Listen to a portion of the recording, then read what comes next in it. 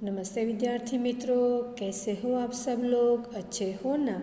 आशा करती हूँ सभी बच्चे अपने अपने घर पर अच्छे होंगे। आज हम कक्षा 6 विषय हिंदी इकाई 2 अनूठे इंसान यानी कि अनोखा अनोखा मानस। इस इकाई में बच्चों 2 सत्य कहानियाँ बताई गई है, 2 सत्य प्रसंग बताए गए हैं। एक है नेपोलियन लड़के का और दूसरा है देश की सबसे बड़ी भक्त देश प्रेमी लड़की का प्रसंग कौमुदी जिसका नाम है, उसके बारे में इस पाठ में इस इकाई में बताया गया है, जिसका हमें अभ्यास करना है। रहने वाला है फ्रांस के महान शासक नेपोलियन बोनापार्ट के बचपन पर आधारित है यह प्रसंग। नेपोलियन बोनापार्ट फ्रांस देश का सम्राट था। यहाँ उसके बचपन की एक घटना दी गई है। इस घटना से पता चलता है कि सच्चाई का डटकर सामना करने का गुण उसमें बचपन से ही भरा हुआ था। वह झूठ बोलकर अपनी गलती को नहीं छिपाना चाहता था, जो हमें सत्य एवं प्रामाणिकता की राह पर चलने की प्रेरणा इस कहानी से, इस प्रसंग से मिलती है। जबकि दूसरे प्रसंग में केरल की देशभक्त लड़की कौमुदी के सच्चे दान का निरूपण किया गया है। अपने देश से सबको प्रेम होता है। अपने देश की आज़ादी और उसके सम्मान के लिए देशभक्त लोग अपना सर्वस्व भी देने के लिए तैयार हो जाते हैं। यहाँ महात्मा गांधी की उपस्थिति में देश के लिए सर्वस्व त्याग करने वाली एक लड़की के बारे में बताया गया है। नेपोलियन जब छोटा लड़का था तभी से वह सत्यवादी था। जब नेपोलियन छोटा था तभी से सत्य की राह पर चलने वाला लड़का था। एक दिन वह अपनी बहन इलाइजा के साथ आँख मिचौली खेल रहा था। इलाइजा छिपी थी और नेपोलियन उसे ढूंढने के लिए इधर उधर दौड़ रहे थे। अचानक वहाँ पर एक लड़की नेपोलियन से टकराती है। लड़की अमरूद बेचने के लिए जा रही थी। नेपोलियन के टकराने से उसकी टोकरी नीचे गिर पड़ी।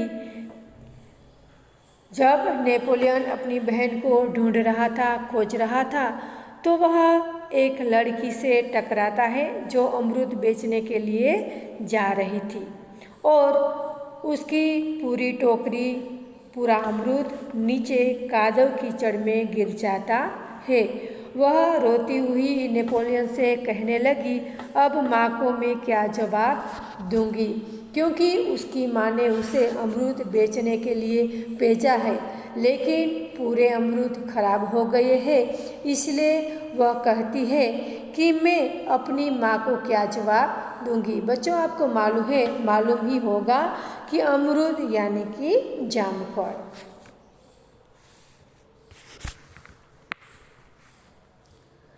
नेपोलियन जब छोटा लड़का था तब की यह कहानी है। इलाइजा कहने लगी, चलो भैया हम यहाँ से भाग चले।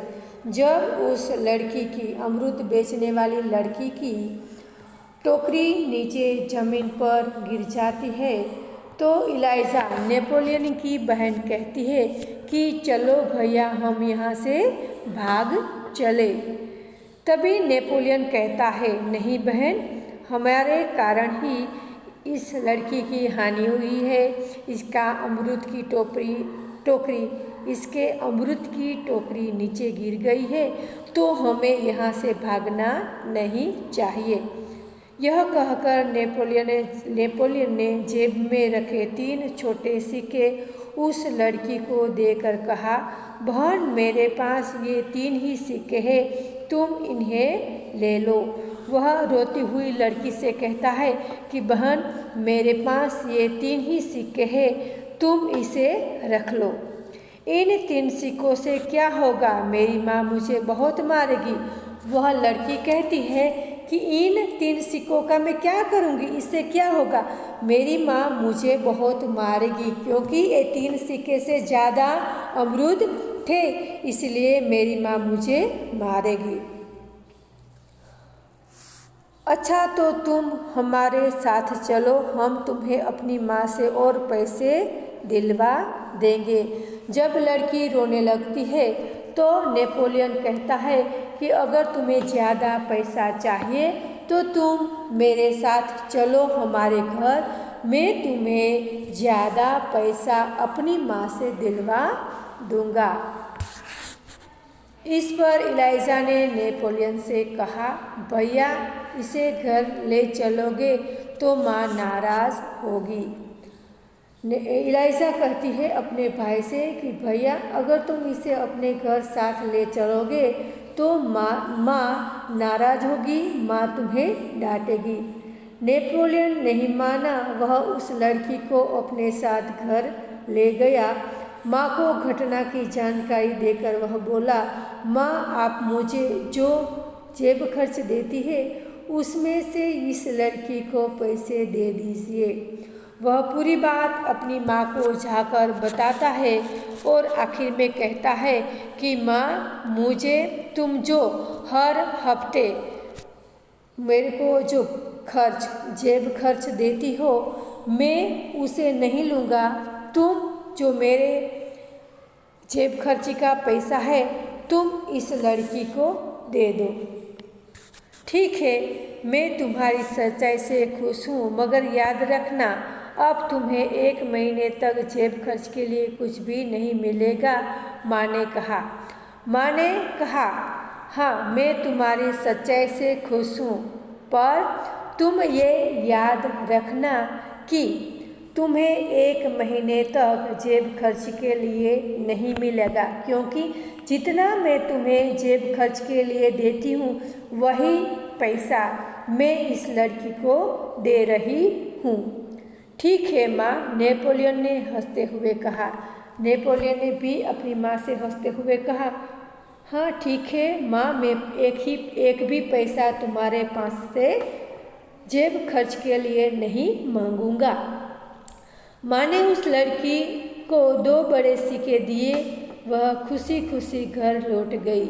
माँ ने उस लड़की को 2 बड़े सिक्के दिए और वह सिक्के लेकर अपने घर चली जाती है। नेपोलियन को धक्का देने की सज़ा तो मिली, परंतु सत्य के पथ पर चलने के कारण उसे यह सज़ा भुगतने में अद्भुत आनंद आया। नेपोलियन ने उस लड़की को धक्का लगा था, दिया नहीं था अजानता से, तो उसकी टोकरी नीचे गिर गई, उसको पैसा देना पड़ा। नेपोलियन सत्य के रास्ते पर चला, लेकिन उसे उस सत्य के रास्ते का अद्भुत आनंद मिला। वास्तव में नेपोलियन सच्चाई के पथ पर चलने वाला इंसान था। बचपन से ही उसे खुद पर दृढ़ विश्वास था और दृढ़ इच्छा शक्ति भी। नेपोलियन बचपन से ही दृढ़ विश्वास, दृढ़ निश्चय वाला लड़का था। यह दृढ़ इच्छा शक्ति भी उनमें भरपूर भरी हुई थी। वह बचपन से ही सच्चाई के रास्ते पर चलने वाला लड़का था। नामक गांव में गांधी जी ने एक सभा का आयोजन किया था। सभा में गांधी जी ने सभी बहनों से जेवरों की भीख मांगी, जेवरों की मांगनी की। बहुत से वस्तुएं भेंट में मिली। अपना भाषण समाप्त करके गांधी जी ने उनको नीलाम करने लगे। सभी बहनों ने जब जेवर सभी ने उतारकर गांधी जी को दिया, तो गांधी जी उसकी नीलामी करने लगे, मतलब उसकी बोली लगाने लगे, उसे बेचने लगे। उसी समय कौमुदी नाम की 16 वर्ष की एक कन्या धीरे से मंच पर चढ़ आई।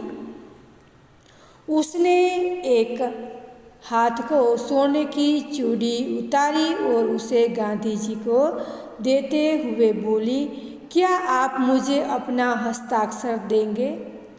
वह स्टेज पर आई कौमुदी और उसने गांधी जी को अपने एक हाथ की चूड़ी उतार कर दे दी और कहा, क्या आप मुझे अपना हस्ताक्षर देंगे? क्या आप मुझे दस्तखत करके देंगे? गांधी जी हस्ताक्षर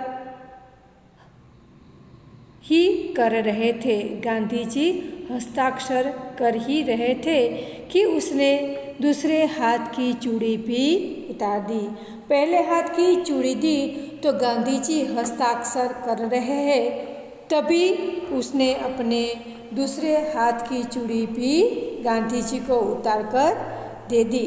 यह देखकर गांधी जी ने कहा, अरे पगली लड़की, दोनों चूड़ियाँ देने की जरूरत नहीं है, एक ही चूड़ी लेकर मैं तुम्हें अपना हस्ताक्षर दे दूंगा। गांधी जी कहता है कि हस्ताक्षर लेने के लिए तुम्हें दोनों चूड़ियाँ उतारने की जरूरत नहीं है, मैं तुम्हें एक ही चूड़ी में भी हस्ताक्षर कर दूंगा। इसके उत्तर में कौमुदी ने अपने गले का स्वर्णहार उतार लिया। गांधी जी ने पूछा, तुमने अपने माता पिता से आज्ञा ली है ना? जब कौमुदी ने अपना हार गले से उतार दिया तो गांधी जी ने उसे कहा, क्या तुमने अपनी माता पिता से आज्ञा ली है? बिना कोई उत्तर दिए उसने कानों में से रत्नजड़ित बूंदे भी निकाल लिए। गांधी जी ने पूछा, तुमने इन आभूषणों को देने के लिए अपने माता पिता से आज्ञा ले ली है ना? गांधी जी कहता है कि तुम सभी आभूषण मुझे उतार कर दे रही हो, तो क्या तुमने अपने माता पिता से आज्ञा ली? कौमुदी कुछ उत्तर देती इससे पहले ही किसी ने कहा, इसके पिता तो यही है ना? मानपत्रों की नीलामी में वही तो बोली लगाकर आपकी मदद कर रहे हैं। सभी जो दूसरे लोग वहाँ पर थे सभा में उपस्थित, उन्होंने कहा, इसके पिताजी तो यही है। मानपत्रों की नीलामी में वही तो बोली लगाकर आपको मदद कर रहे हैं। अब गांधी जी ने कौमुदी से कहा, तुम यह तो मालूम हो कि ये गहने दे देने के बाद तुम फिर नए गहने नहीं बनवा सकोगी। गांधी जी कहते हैं कौमुदी से कि तुम एक बार गहने दे देने के बाद तुम फिर से दोबारा गहने नहीं बनवा सकोगी। कौमुदी ने यह सत्य दृढ़तापूर्वक स्वीकार कर ली। कौमुदी ने गांधी जी ने जब कहा कि तुमने एक बार गहने उतार कर दे दिए तो तुम वापस गहने नहीं बनवा सकती, यही शर्त गांधी जी ने रखी थी, तो कौमुदी ने यही शर्त दृढ़तापूर्वक स्वीकार कर ली। उसने स्वीकार कर लिया, हाँ मैं अब दोबारा ऐसे गहने नहीं बनवाऊंगी। गांधी जी ने हस्ताक्षर करने के बाद यह वाक्य लिख दिया, तुम्हारे इन आभूषणों की अपेक्षा तुम्हारे त्याग ही सच्चा आभूषण है। सच है, देश प्रेम से बढ़कर कुछ नहीं है। जब कौमुदी ने सभी गहने उतार दिए, गांधी जी को दे दिए, बाद में हस्ताक्षर गांधी जी ने भी कर दिए और अंत में गांधी जी ने कहा, तुम्हारे जैसा देश प्रेम किसी में नहीं है, देश प्रेम से बढ़कर कुछ भी नहीं होना चाहिए। Thank you.